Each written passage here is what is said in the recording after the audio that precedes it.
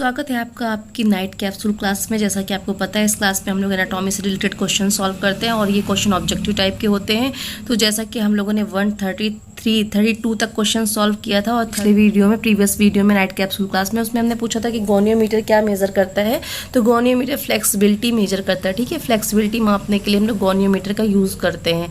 तो चलिए आज ये क्वेश्चन जो है 134 हमारा है। इसमें पूछा गया है 1 लीटर ऑक्सीजन प्राप्त करने के लिए कितनी वायु की अनिवार्यता होती है। ठीक है, आपको बताना है। तो 1 लीटर वायु की होती है, 10 लीटर वायु की होती है, 15 लीटर वायु की होती है, 20 लीटर वायु की होती है। तो जैसा कि आप देख रहे होंगे ऑप्शन, तो इसका राइट आंसर दोस्तों है जो हमें ज़रूरत होती है हम लोगों को जब 1 लीटर ऑक्सीजन प्राप्त करने के लिए जो हमें वायु की ज़रूरत होती है वो होती है हमारी कितनी 15 लीटर वायु की आवश्यकता होती है। तो हमें कितनी आवश्यकता होती है दोस्तों 15 लीटर वायु की आवश्यकता होती है। ओके, नेक्स्ट क्वेश्चन की तरफ चलते हैं। क्वेश्चन नंबर हमारा है 135। श्वसन तंत्र का संबंध कौन से अंग से है। जी हाँ, श्वसन तंत्र पूछा गया है कि जो हमारा श्वसन तंत्र है उसका संबंध किस अंग से है। वायु नली से है, ग्रास नली से है, कोशिका से है या धमनी से है। तो होप आप सभी लोग समझ गए होंगे, जो श्वसन तंत्र होता है उसका संबंध हमारी वायु नली से होता है। ठीक है, क्वेश्चन नंबर 136 है हृदय के ऊपरी भाग व दाईं ओर का कक्ष क्या कहलाता है। जी हाँ, जो हमारा हृदय का ऊपरी भाग जो होता है और जो राइट साइड का कक्ष होता है उसको हम लोग क्या कहते हैं। तो उसको हम लोग क्या कहते हैं दोस्तों, आपको बताना। दायां आलिंद, बायां आलिंद, दायां निलय, बायां निलय या फिर आलिंद या फिर निलय क्या कहते हैं आपको बताना है। तो 136 का दोस्तों जैसा कि आपको पता है हम लोग राइट साइड को दायां आलिंद मीन्स राइट ऑर्टिकल कहते हैं। ठीक है, क्वेश्चन नंबर हम लोग चलते 137 पे। तो 137 का क्वेश्चन में है कि वह क्रिया कौन सी जिससे शरीर को शक्ति तथा ताप मिलता है। जी हाँ, कौन सी क्रिया ऐसी होती जिससे हमारी बॉडी को, हमारे शरीर को शक्ति और ताप मिलता है। ऑप्शन ए है पाचन क्रिया, ऑप्शन बी है रुधिर परिसंचरण क्रिया, ऑप्शन सी है पेशी संकुचन, ऑप्शन डी है श्वसन क्रिया। तो दोस्तों इसका राइट आंसर होता है हमारा ऑप्शन नंबर डी मीन्स श्वसन क्रिया जो होती है वो हमारे बॉडी को क्या करती है, शक्ति और ताप देती है या मिलता है हम कह सकते हैं। क्वेश्चन नंबर 138 है दोस्तों श्वसन द्वारा बाहर निकाली वायु में सर्वाधिक प्रतिशत मात्रा किसकी होती है। जी हाँ, जब हम लोग सांस को छोड़ते हैं, बाहर निकालते हैं तो उसमें जो वायु की मात्रा होती है, कौन सी वायु है जिसकी जो क्वांटिटी होती है अधिक होती है, वो हमारी CO2 होती है या नाइट्रोजन होती है या ऑक्सीजन होती है या कार्बन मोनोऑक्साइड होती है। तो आपको पता होना चाहिए जब हम लोग सांस छोड़ते हैं तो हमारी जो उसमें छोड़ने में सबसे ज़्यादा जो होती है हमारी नाइट्रोजन की मात्रा जो होती है, प्रतिशत मात्रा जो होती है अधिक होती है। ठीक है, क्वेश्चन नंबर 139 है दोस्तों कि श्वसन क्रिया में सीलिया की मुख्य भूमिका होती है। जी हाँ, श्वसन क्रिया में सीलिया की मुख्य भूमिका होती है। क्या होती है आपको बताना है। ऑप्शन है चिपचिपा पदार्थ निकालना, ऑप्शन बी है गैसों को आदान प्रदान में सहायता, ऑप्शन सी है वायु द्वारा धूल के कणों को पृथक करना, ऑप्शन डी है उपयुक्त सभी। दोस्तों इसका जो राइट आंसर जैसा कि आपको पता होगा कि इसका right answer option number C है मीन्स जो हमारा सीलिया होता है वो क्या करता है, वायु द्वारा धूल के कणों को पृथक करता है। सीलिया होता है कि जो हमारे नाक के अंदर जो हमारे हेयर्स होते हैं, छोटे छोटे से जो रोए होते हैं, बाल होते हैं, उसको हम लोग क्या कहते हैं, सीलिया बोलते हैं। ठीक है, नेक्स्ट क्वेश्चन की तरफ चलते हैं। क्वेश्चन नंबर हमारा 140 है। तो 140 में कहा गया सूर्य के प्रकाश से मिलने वाला विटामिन कौन सा है। तो जैसा कि आप सभी जानते हैं सूर्य के प्रकाश से हम लोगों को विटामिन डी मिलता है। क्वेश्चन नंबर 141 है व्यायाम के प्रभाव से रुधिर परिसंचरण के संबंध में कथन सही नहीं है पूछा गया है। तो क्या सही नहीं है आपको बताना है। तो हृदय की संकुचन योग्यता बढ़ जाती है, ऑप्शन बी है दिल की धड़कन बढ़ जाती है, ऑप्शन सी है स्ट्रोक वॉल्यूम कम हो जाता है, ऑप्शन डी है बाह्य निलय का भीतरी आकार बढ़ जाता है। तो व्यायाम के प्रभाव से पूछा गया, जो हम लोग एक्सरसाइज के से क्या प्रभाव पड़ता है हमारे ब्लड सर्कुलेशन में, तो आपको बताना है। तो इसका जो राइट आंसर दोस्तों है ऑप्शन नंबर जो बी है वो राइट होता है मीन्स दिल की धड़कन बढ़ जाती है। ठीक है, क्वेश्चन नंबर 142 में पूछा गया है मानव हृदय में पंपों की संख्या होती है। तो बताना है मानव हृदय में पंपों की संख्या कितनी होती है। ऑप्शन ए है 2 पंप होते हैं, ऑप्शन बी है 3 पंप होते हैं, ऑप्शन सी है 1 पंप होता है, ऑप्शन डी है 4 पंप होते हैं। तो दोस्तों जैसा कि आपको पता है मानव हृदय में पंपों की संख्या हमारी कितनी होती है, 1 पंप होता है। ठीक है, नेक्स्ट क्वेश्चन की तरफ चलते हैं। क्वेश्चन नंबर हमारा है नंबर 143 निम्नलिखित में से कौन सा उत्सर्जी अंगक नहीं है? तो उत्सर्जी अंग नहीं है पूछा गया है, तो ऑप्शन इसमें ये है कि आपका गुर्दे, ऑप्शन बी त्वचा, ऑप्शन सी मूत्राशय, ऑप्शन डी यकृत। तो देखिए त्वचा आपकी जो स्किन होती है वो भी आपकी क्या होती है, उत्सर्जी अंग होगा, उससे वो निकलती है, हमारी स्वेटिंग वगैरह होती है। किडनी से भी हमारे उत्सर्जी अंग कहलाता है। यूरिनरी ब्लैडर तो ऑलरेडी हम लोग यूरिन उससे पास करते हैं। ये जो हमारा लीवर होता है, यकृत होता है, ये जो होता है ये उत्सर्जी अंग नहीं है। क्वेश्चन नंबर हमारा 144 है, मूत्र नली की लंबाई पूछी गई है कि मूत्र नली की लंबाई कितनी होती है, 10 इंच, 12 इंच, 15 इंच, 20 इंच। तो दोस्तों ये हमारी होती है 15 इंच। ठीक है। क्वेश्चन नंबर 145 है, व्यायाम के प्रभाव से सिस्टोलिक व डायस्टोलिक अवस्थाओं में क्या परिवर्तन आता है पूछा गया। जब हम लोग एक्सरसाइज करते हैं तो जो हमारी सिस्टोलिक और डायस्टोलिक अवस्था होती है, तो उस अवस्था में हमारे क्या इफेक्ट होता है, क्या प्रभाव होता है, क्या परिवर्तन होता है, कमी आती है, वृद्धि होती है, स्थिर होता है, या फिर इनमें से कुछ नहीं होता है। तो जैसा कि आपको पता है, जब हम लोग एक्सरसाइज करते हैं तो हमारा जो सिस्टोलिक और डायस्टोलिक जो प्रेशर होता है, तो उसकी जो अवस्थाओं में, उसकी पोजीशन में क्या होता है, कमी आती है। तो ऑप्शन ए जो है वो राइट है। ठीक है। क्वेश्चन नंबर 146 की तरफ चलते हैं। तो पूछा गया है 145 में, 146 में व्यायाम करने से उत्सर्जन क्रिया में अधिकतम लाभ पहुंचता है। तो क्या लाभ पहुंचता है? एक्सरसाइज करने से पसीना निकलता है, तापक्रम नियंत्रण रहता है, कब्ज से छुटकारा मिलता है, या इनमें से कोई नहीं। तो हमारी इससे क्या होता है दोस्तों, क्या राइट आंसर होना चाहिए? ये बहुत आसान है, आपने गेस कर लिया होगा।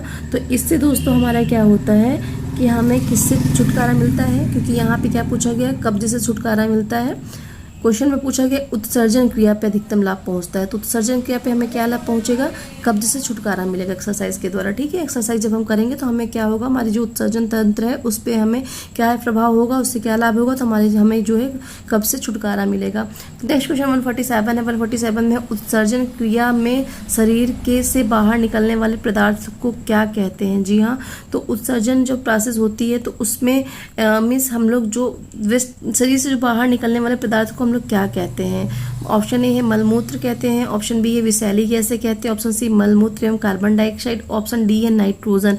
तो जो इसका राइट आंसर, जैसे कि आप समझ गए होंगे कि इसके द्वारा जो उत्सर्जन में जो हमारी एक्सक्रीटरी सिस्टम है उससे हमारा क्या निकलता है, मलमूत्र एवं कार्बन डाइऑक्साइड निकलता है। तो ऑप्शन सी जो होता है वो बिल्कुल सही होता है। नेक्स्ट क्वेश्चन नंबर 148 पे पूछा गया दोस्तों, शरीर के में यूरिया से यूरिक अम्ल किस अंग में बनता है? तो हमारे कहाँ पे बनता है पूछा गया है, त्वचा में बनता है, मीन्स स्किन में बनता है, किडनी में बनता है, लीवर में बनता है, या उपयुक्त सभी में बनता है। तो जो हमारे यूरिया से यूरिक अम्ल हमारा किडनी में बनता है, ऑप्शन बी राइट होता है। ठीक है। क्वेश्चन नंबर 149, शरीर में त्वचा का मुख्य कार्य क्या होता है? जी हाँ, स्किन का वर्क पूछा है कि त्वचा का मुख्य कार्य क्या होता है, पसीने को बाहर निकालना है, ऑप्शन बी है विषैले पदार्थ को बाहर निकालना है, ऑप्शन सी है शरीर के तापक्रम को नियंत्रित रखना है, ऑप्शन डी है शरीर से गैसों को बाहर निकालना है। तो राइट आंसर दोस्तों इसका क्या होता है, शरीर से का तापक्रम नियंत्रित रखना, मीन्स ऑप्शन जो सी होता है वो राइट होता है। ठीक है, बॉडी के तापक्रम को मेंटेन रखना, टेम्परेचर को। क्वेश्चन नंबर 150 है। 150 में कहा गया है कि मानव शरीर में पाई जाने वाली पेशियों की संख्या लगभग कितनी होती है? जैसा कि आप सभी को पता है, हमारी बॉडी में जो हमारी पेशियों की संख्या है वो कितनी होती है। तो ऑप्शन आपके सामने 500, 400, 700, 650 कितनी होती है आपको बताना है। तो राइट आंसर, जैसा कि आप सभी समझ गए होंगे, हमारा जो होता है मांसपेशियों की संख्या मानव शरीर में 650 होती है। ठीक है।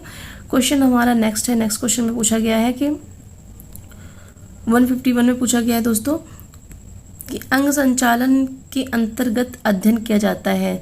जी हाँ, बताना है अंग संचालन के अंतर्गत किसका अध्ययन किया जाता है। तो मांसपेशियों का करते हैं, मानव गति का करते हैं, संधियों का करते हैं, इनमें से किसी का नहीं करते हैं। तो दोस्तों हम लोग मानव गति का अध्ययन करते हैं। ठीक है, किससे का करते हैं, मानव गति का करते हैं। ओके। क्वेश्चन नंबर हमारा नेक्स्ट है। नेक्स्ट हमारा 152 है। रेखित एवं अनैच्छिक पेशियों को कहते हैं, क्या कहते हैं? रेखित एवं अनैच्छिक पेशियों को पूछा गया, थकने वाली पेशियां, स्थिर रहने वाली पेशियां, न थकने वाली पेशियां, या इनमें से कोई नहीं। तो दोस्तों 152 का जो राइट आंसर है वो होता है हमारा ऑप्शन नंबर सी। जो हमारी रेखित और अनैच्छिक पेशियां होती है वो ना थकने वाली पेशियां होती है। ठीक है, कौन सी होती है? ना थकने वाली पेशियां, ऑप्शन सी राइट होता है। T3 में पूछा गया कि मांसपेशियों में होने वाले जैव रासायनिक परिवर्तनों के संबंध में कथन नहीं है। तो कथन क्या है? ऑप्शन ए माइटोकॉन्ड्रिया की संख्या में वृद्धि, ऑप्शन बी है कार्बोहाइड्रेट तथा वसा का ऑक्सीकरण बढ़ता है, ऑप्शन सी है एंजाइम की क्रियाशीलता घटाता है, या फिर option D ATP plus PC की क्षमता बढ़ाता है। तो दोस्तों 153 का जो राइट आंसर होगा वो हमारा क्या होगा कि जो एंजाइम की क्रियाशीलता को बढ़ाता है, ठीक है। ऑप्शन सी जो होता है राइट होता है, एंजाइम की क्रियाशीलता को बढ़ाता है। ओके, क्वेश्चन नंबर 154 है। 154 में पूछा गया है कि शरीर की सबसे बड़ी जो ग्रंथि है वो कौन सी है, मीन शरीर की सबसे बड़ी ग्रंथि कौन सी होती है। श्वेत ग्रंथि होती है, थायराइड ग्रंथि होती है, लीवर होता है, पिट्यूटरी ग्रंथि होती है, ठीक है। तो कौन सी होती है, जैसा कि आप समझ गए होंगे, आप जानते होंगे कि हमारी जो सबसे बड़ी ग्रंथि होती है वो हमारी क्या होती है, लीवर होती है, ठीक है। लीवर जो होती है सबसे बड़ी ग्रंथि होती है। ओके, नेक्स्ट क्वेश्चन की तरफ चलते हैं। अगला क्वेश्चन पूछा गया बाइसेप्स किस प्रकार का गुण लिए होता है। जी हाँ, जो हमारी बाइसेप्स मसल्स होती हैं वो उनके अंदर कौन से टाइप की क्वालिटी होती है, ऐच्छिक होती है, मीन्स वॉलेंट्री होती है, इनवॉलेंट्री होती है, कार्डियक होती है। तो आपको पता होगा अगर आपकी बाइसेप मसल है तो आप कि वो इच्छा के अकॉर्डिंग चलती है, बिल्कुल आपकी इच्छा से चलती है, आपकी इच्छा के विपरीत चलती है, आपको बताना है। तो आप समझ गए होंगे आप कि बाइसेप्स किस हिसाब से चलती है, वो कौन से प्रकार की क्वालिटी उसमें है। तो वो जो क्वालिटी दोस्तों है वो हमारी ऐच्छिक है, क्योंकि वो हमारी इच्छा अनुसार चलती है, ठीक है। जब हम चाहें तो उसको एक्सरसाइज करवा सकते हैं, जब हम चाहें लिख सकते हैं, वर्क करा सकते हैं, तो ये हमारी ऐच्छिक क्वालिटी उसके अंतर्गत होती है। 156 का क्वेश्चन है आरबीसी की उत्पत्ति कहाँ से होती है। तो जैसा कि आपको पता, हमने कल क्वेश्चन किया था, आरबीसी की जो उत्पत्ति होती है वो हमारी कहाँ से होती है। ऑप्शन है ए हृदय से, बी अस्थि मज्जा से, सी लीवर से, डी जो होता है फेफड़ों से।